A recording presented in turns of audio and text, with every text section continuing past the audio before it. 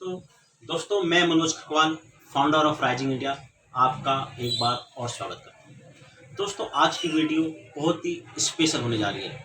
आज आप जान पाएंगे कि राइजिंग इंडिया आपको क्यों करनी चाहिए और राइजिंग इंडिया में कैसे हम लाखों रुपये इनकम कर सकते हैं। दोस्तों आज हम आपको लेकर चलेंगे ग्राउंड जीरो पर, जहाँ पर आज तक कोई भी एमएलएम कंपनी अपने मेंबर्स को लेके नहीं गई। आज हम आपको दिखाएंगे कि कैसे राइजिंग इंडिया में पैसा जनरेट होता है और कैसे डिस्ट्रीब्यूट होता है। दोस्तों आज की वीडियो में आपके सारे सवालों के जवाब मिलने वाले हैं कि आपको राइजिंग इंडिया क्यों करनी चाहिए, राइजिंग इंडिया पैसे कैसे दे रही है, कहाँ से दे रही है और क्या ये पॉसिबल है। जितने भी सारे सवाल हैं आप लोगों के और आप जिनको भी ये कंसेप्ट समझाते हैं उनके भी जो भी सवाल होंगे वो सब आप आज इस वीडियो के माध्यम से जान पाएंगे। तो दोस्तों आइए चलते हैं व्हाइट बोर्ड पर।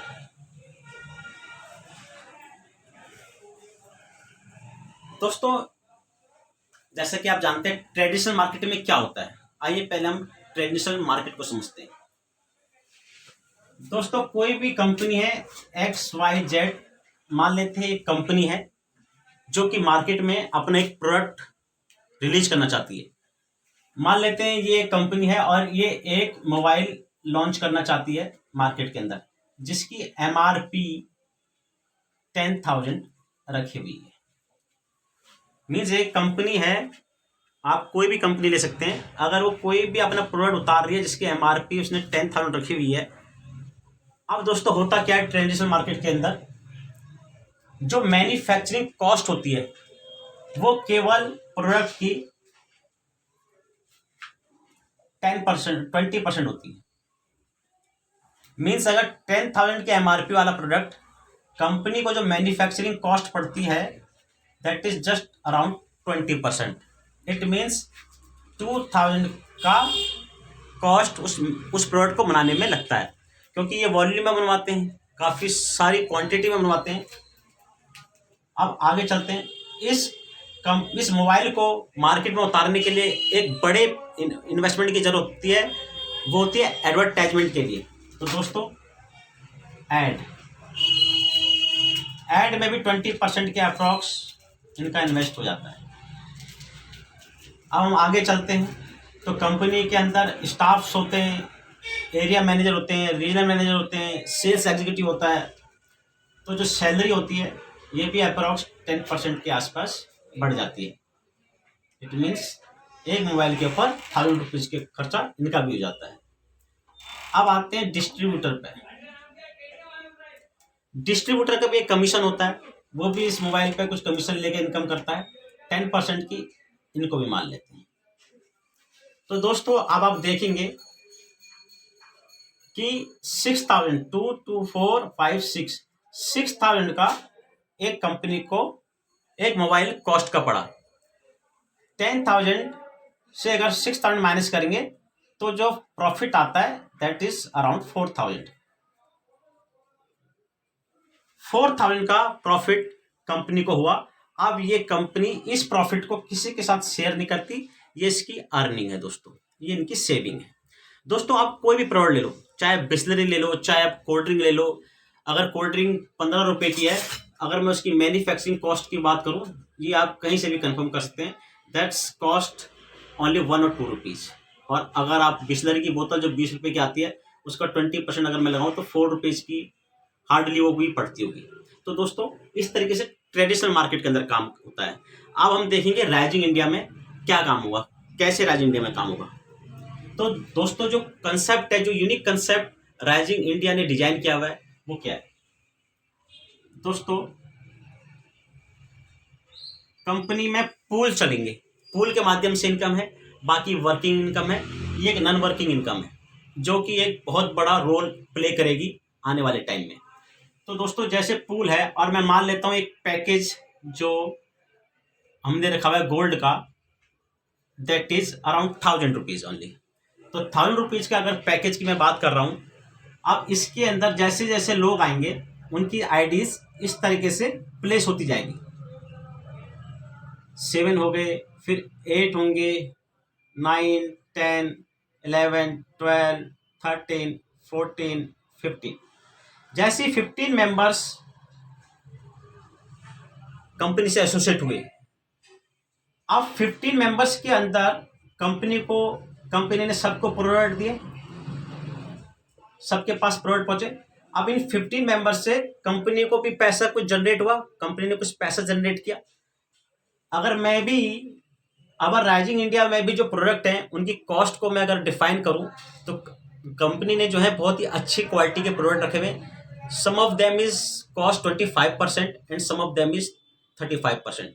कुछ जो प्रोडक्ट है वो 25% के हैं और कुछ जो प्रोडक्ट है वो 35% कॉस्ट करते हैं कंपनी को। तो अगर मैं एवरेज ले लूँ तो ये 3000 के अप्रॉक्स मीन्स 30% के अप्रॉक्स ये प्रोडक्ट की कॉस्ट पड़ती है। तो अगर एक प्रोडक्ट की कॉस्ट आप मान लेते हैं कि कंपनी में 1000 रुपीज की 15 मेंबर्स एसोसिएट हुए तो कंपनी के पास पहुंचा 15,000 रुपीज। कंपनी के पास 15,000 रुपीज आए। अब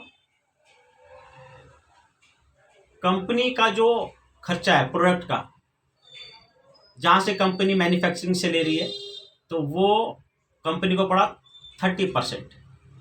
इट मीन्स 4,500 कंपनी के चले गए प्रोडक्ट के ऊपर। जो लोग इन 15 मेंबर्स को जो प्रोडक्ट जाने थे वो 4,500 के कंपनी को प्रोडक्ट पड़े, जो उन लोगों को जो राइजिंग इंडिया ने मेंबर्स को दिए। अब कंपनी ने जो मैचिंग इनकम रखी हुई है वो है 10%। अगर 15 मेंबर्स पे मैचिंग इनकम बनी तो ये 10% हो गया आपका 1500। और डायरेक्ट की इनकम भी रखी हुई है कंपनी ने विच इज अराउंड 5%। तो 750 रुपये 750 रुपीज डायरेक्ट में भी चले गए। अब अगर कुछ कोरियर का भी चार्ज अगर कंपनी इसमें ऐड कर देती है तो 5% कोरियर का चार्ज भी लग जाता है कंपनी को। तो दोस्तों ये जो कॉस्ट है ये कंपनी को पड़ती है। मीन्स अगर मैं इसको ऐड कर दूं तो 6,000 और 7,500। दोस्तों 7,500 कंपनी को। तो दोस्तों जो टोटल एक्सपेंस और कॉस्ट हुई कंपनी की, अगर हम इन तीनों का टोटल कर दें तो दैट इज अराउंड 7,500 रुपीज। अब दोस्तों जो कंपनी का टोटल कंपनी के पास आया और कंपनी अगर हम इसमें माइनस कर देते हैं एक्सपेंस को, तो जो टोटल कंपनी पर जो प्रॉफिट हुआ that is 7,500। If you minus 15,000 में से अगर हम 7,000 माइनस कर दें तो 7,500 का कंपनी को प्रॉफिट हुआ। अब दोस्तों यहाँ पर ये कंपनी किसी से प्रॉफिट शेयर नहीं कर रही थी, लेकिन यहाँ पर राइजिंग इंडिया के अंदर हम ये प्रॉफिट अपने उस मेंबर से शेयर करेंगे जो सबसे पहले कंपनी से एसोसिएट हुआ था।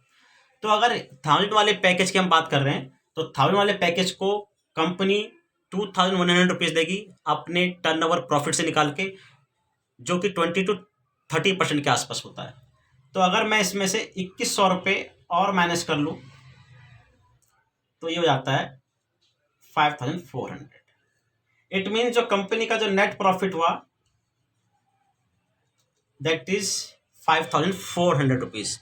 दोस्तों company is more happy if we are saving just 15% और 10%। लेकिन अभी भी कंपनी में बहुत अच्छी सेविंग हो रही है, बहुत अच्छी प्लानिंग और अच्छे कंसेप्ट के साथ, विजन के साथ कंपनी है। आप समझ सकते हैं कि किस तरह से कंपनी में पैसा जनरेट होगा, और जिस प्लेटफॉर्म के अंदर, जिस भी MLM के अंदर पैसा जनरेट होता है वो कंपनी आप हमेशा के लिए कर सकते हो। दोस्तों ये वो प्लेटफॉर्म है जिसे आप आने वाली जनरेशन को भी देके जाओगे, ज़िंदगी के साथ भी और ज़िंदगी के बाद भी।